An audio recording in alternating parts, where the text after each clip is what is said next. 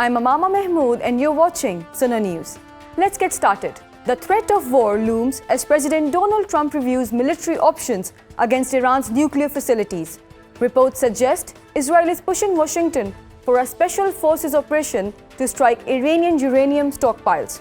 A high-level national security meeting is set for today to finalize a strategy for limited military action.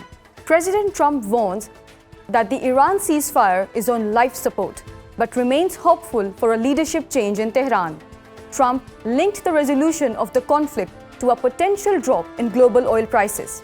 Meanwhile, the Iranian parliament speaker insists there is no deal unless Iran's 14-point rights proposal is fully accepted. The US Treasury has imposed fresh sanctions on 12 individuals and entities for assisting Iran's oil trade with China. The crackdown targets firms based in Hong Kong and the UAE. Washington vows to continue severing the Iranian government's access to international financial networks. The US Navy has deployed an Ohio-class nuclear ballistic missile submarine, known as a Boomer, to Gibraltar. This rare public display of stealth platform is seen as a strategic message of strength. The Pentagon describes the move as a demonstration of US capability and commitment to NATO allies. The US State Department has announced a $15 million reward for information leading to the disruption of the Iranian Revolutionary Guard's financial network. The move is part of the Justice for Rewards program, aimed at mounting maximum economic pressure on Tehran to force a diplomatic concession. A new survey reveals that 1 in 4 Americans believe that alleged attack on Donald Trump at a White House dinner was fake. While younger Americans are more skeptical, older citizens largely believe the incident was real.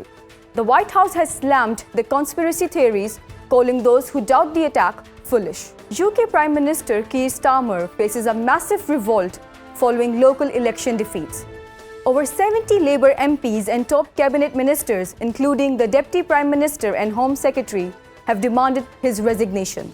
Senior officials have reportedly converged on Downing Street to demand a clear timeline for his departure. Pakistan remains the primary diplomatic bridge between Washington and Tehran. The Iranian Foreign Ministry has praised Islamabad's mediation but criticized unfair US demands.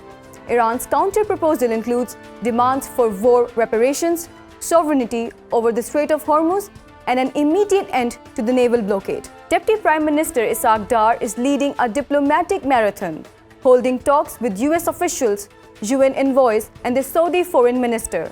Saudi Arabia has firmly backed Pakistan's efforts to de-escalate tensions between the US and Iran. Key discussions centered on ensuring maritime security in the vital Strait of Hormuz.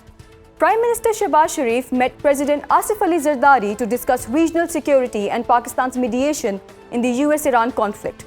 President Zardari emphasized the need to provide public relief despite global supply chain disruptions. The meeting focused on stabilizing the economy and tackling inflation amid the Middle East crisis. And the death toll in Gaza has surpassed 72,700 as the humanitarian crisis deepens. Health officials report over 172,000 injuries since October 2023, with hundreds killed even after recent ceasefire attempts.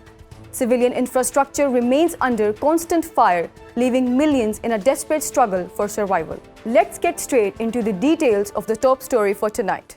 Tonight, the world holds its breath as President Donald Trump reviews military options to strike directly at the Iran's nuclear heart. Sources suggest that after the collapse of recent talks, a limited military strike is back on the table. In the Oval Office today, the president meets with his national security team, including Vice President J.D. Vance and the Secretary of State Marco Rubio, to finalize a strategy that could redefine the region. The hardware is already moving. The US Navy has made a rare public display of force, docking an Ohio-class Boomer nuclear submarine in Gibraltar, a stealth platform capable of carrying a devastating nuclear payload. This comes as reports reveal intense pressure from Israel for a special forces operation to neutralize Iranian uranium stockpiles before they reach weapons-grade levels. But the pressure isn't just military, it's financial. Washington has slapped fresh sanctions on entities in Hong Kong and the UAE to choke off Iran's oil trade with China. Simultaneously, a $15 million bounty has been placed on the IRGC's financial network. President Trump remains blunt. He says the ceasefire is on life support. Yet he holds out a sliver of hope that a change in leadership in Tehran could avert a total catastrophe. That's all for tonight. Thank you for joining us. We'll see you in the next update.